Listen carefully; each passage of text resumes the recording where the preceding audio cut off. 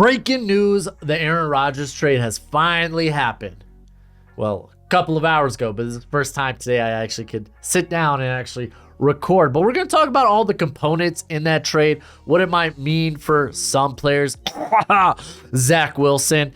But I just put out a 7-round mock draft. And then hours later, a shifting of draft picks isn't that freaking great. But hey, that's still a good video if you want to go ahead and check that out.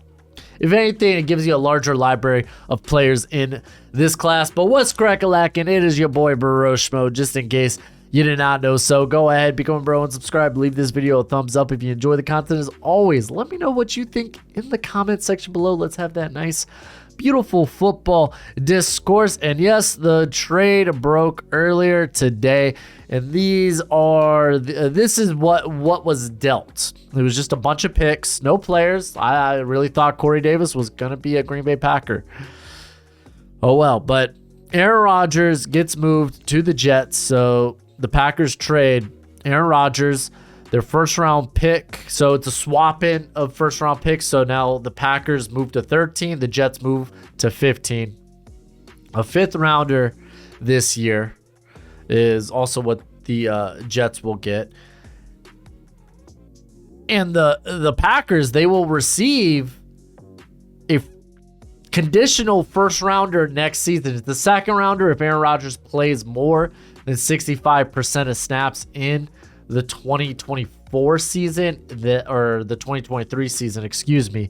Then that turns into a first rounder, which in all likelihood he probably will. So the Packers are going to be sitting with 2 first-round picks in 2024, and that's great. On top of that, they pick up one of the Jets' 2nd rounders this season, being pick 42, and they pick up a 6th rounder. So Aaron Rodgers, man, he's now officially with the Jets. I don't think moving back to 15 puts them out of range to take a tackle like everyone and their mom has been projecting. So I think the Jets are still in play. Maybe not for a Skoronski. Skoronski's been rumored all over in the top 10, so that probably the likelihood that wasn't pretty high. Darnell Wright, maybe. Broderick Jones, perhaps. So one of those two, I think, will be one of the guys that the Jets will target for pick 15. But I think the bigger thing is, man, with Aaron Rodgers now is Zach Wilson still viewed as the heir apparent. He gets now to go under Aaron Rodgers' wing. And I don't think that's necessarily the case. But the thing is, by giving up next year's first rounder, like, what does that mean for the future at quarterback for the Jets? If we're going to look at is this more than just a Super Bowl window? Is this Robert Saleh and Joe Douglas trying to save their jobs? Hey, if we get even a good playoff run from Rodgers in 2023, like, will this give us some good grace when Rodgers does hang it up? Like, I'm going to be honest. I don't think Zach Wilson's not in the future plans of the Jets. There, I said it. He's not in the future plans. What they're hoping is Rodgers plays 2 years, so retires after the 2024 season, and they're going to be sick. They're going to have a first round pick by then in the 2025 class. Strangely enough, we're talking that far. And maybe they could target a quarterback then, or maybe they'd be like, okay, well, we're going to go ahead and go into a rebuild with already some good parts around whatever quarterback that is. Because, I mean, they're going to be able to get a quarterback on a rookie deal. That's kind of stellar. That's kind of nice.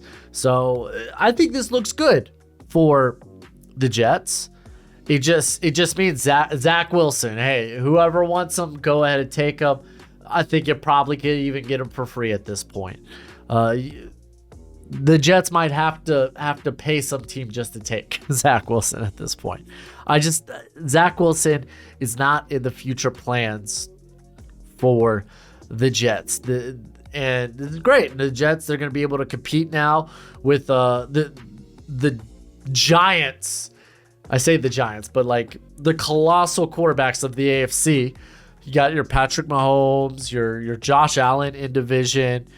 You got Trevor Lawrence coming up, rising, emerging. Joe Burrow, Lamar Jackson, for all intents and purposes, is still there.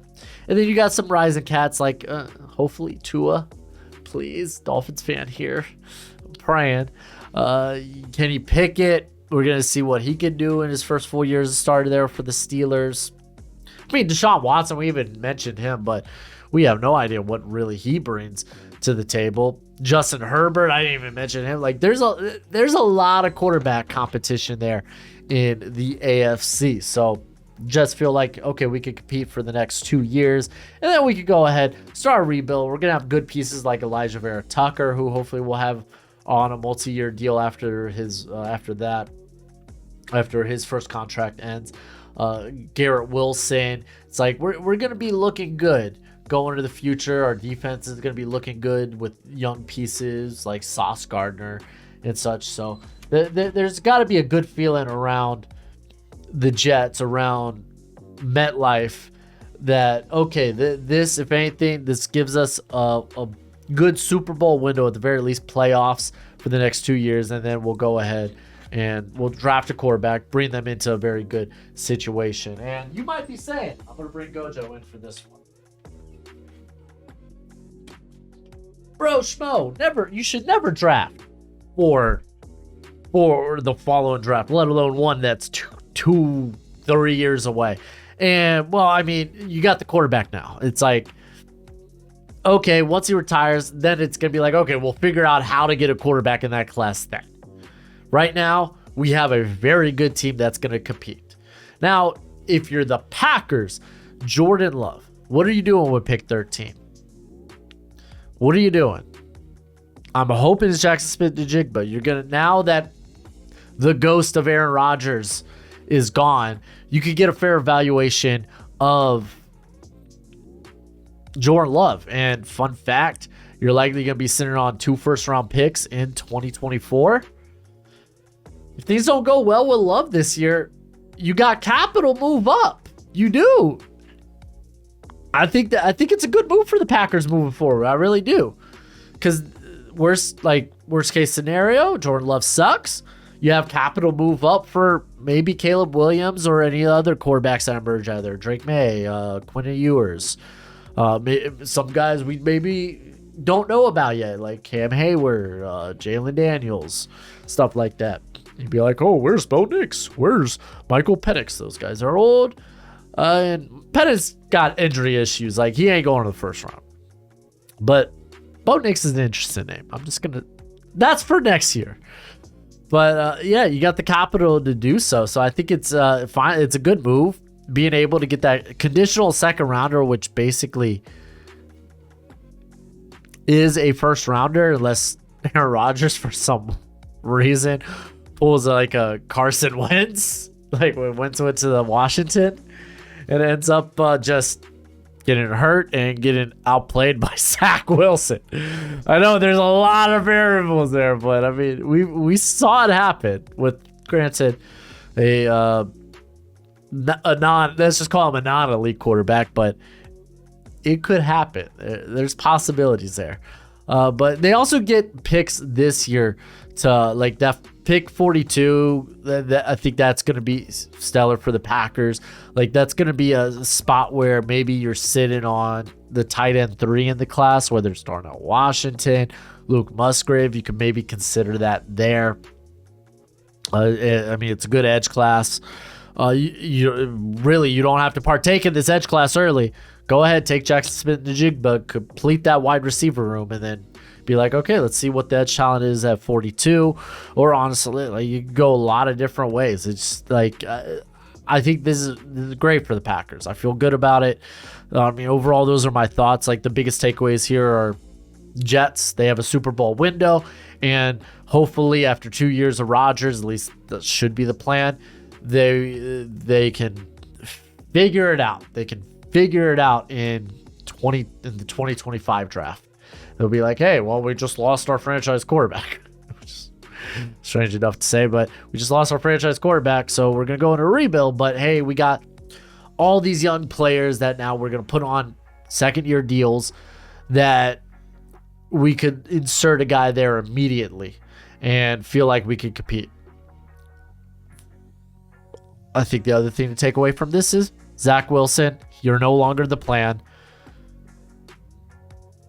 Hopefully you have better chance with your second team, because like there's no way you're signing a 5th-year option with him.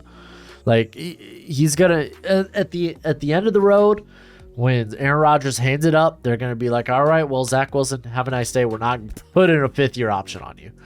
And what does it mean for the Packers? I think the Packers, they're in a good spot. They're in a really good spot. You have the chance to get a good fair evaluation of Jordan Love, see if that's your guy. And if not, you have the capital to make moves in 2024 for a quarterback. So I think it's good for all parties involved except for Zach Wilson and the many 40-year-old women in New York that were hoping to date him, because he's not going to be staying there for long. But that's it for the video. Go ahead, do the YouTube thing. I'm going to have a couple of videos out for you tomorrow. My overhyped and underrated prospects. Those are going to be 2 separate videos. Talk about a lot of prospects there. Predictive mock draft. I'm thinking we're going to do it Wednesday. We do have our 7-round walk the mock, where you can come in, be the GM, go against other real life people, not computer generated teams making picks, but you're going to be facing other people that are trying to do the right things for their squad. And it's a 7-rounder. That's going to be a ton of fun. And then we got 3 days of the draft, live streaming it here. It's going to be a ton of fun. But until next time, you be easy, my friends. Later.